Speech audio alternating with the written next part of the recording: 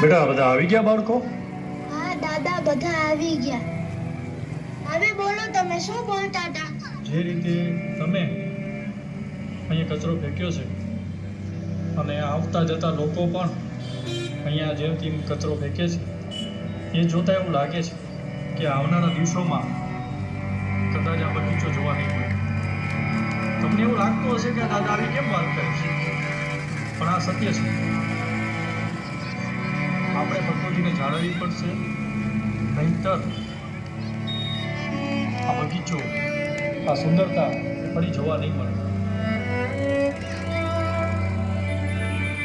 તો ખબર છે બાળકો, જ્યારે આ કચરો વધુ પ્રમાણમાં ભેગો અને જૂનો થાય છે ને, તો તેનાથી નાની મોટી બીમારીઓ થાય છે, જેમાં તાવ, ઉધરસ અને શ્વાસની લગતી અન્ય બીમારીઓ થાય છે, જે ઘણીવાર ગંભીર સ્વરૂપ પણ લઈ લે છે.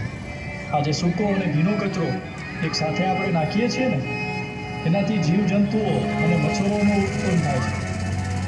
એ મચ્છરોનું જ્યારે ઉત્પન્ન થાય છે અને જન્મે છે, એ મચ્છરો વિવિધ જાતની બીમારીઓ આપણા સુધી પહોંચાડે છે. જેમ કે કચરાઓમાં પણ અલગ અલગ પ્રકારોના સૂકો અને ભીનો, એમ એ બે કચરાઓ છે, એ તમને મેં કહ્યું.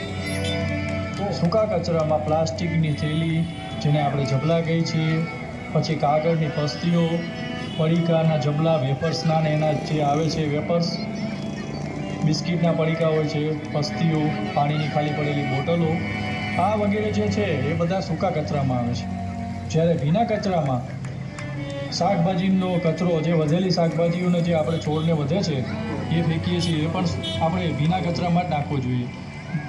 અચ્છા, રાતનું પડેલું જમવાનું આપણું વધારાનું, જેને એ કહીએ છીએ આપણે, એ પણ ભીના કચરામાં જ આવે છે. ત્રીજો પ્રકાર પણ આવે છે કચરામાં, જેને ઘન પ્રકારના કચરા કહી શકીએ. આપણા ઘરે જે ટીવી, ફ્રીજ, ટ્યુબલાઇટ, બલ્બ કે ભાઈ નાનો ઇલેક્ટ્રોનિકના સામાનો જ્યારે બંધ થઈ જાય છે ને, ત્યારે આપણે મમ્મી પપ્પા શું કહે છે, ફેંકી દો. પણ એને ફેંકી નથી દેવાનું. કાં તો આપણે ભંગારવાળા કાકા આવે છે એને આપી દેવાનું, અથવા કોઈ યોગ્ય વ્યક્તિ હોય કે જે કચરો લઈ જતા હોય એને આપણે આપી દેવું. અલગ અલગ કચરાનો યોગ્ય રીતે, અલગ અલગ રીતે નિકાલ કરવામાં સહેલાઈ રહેશે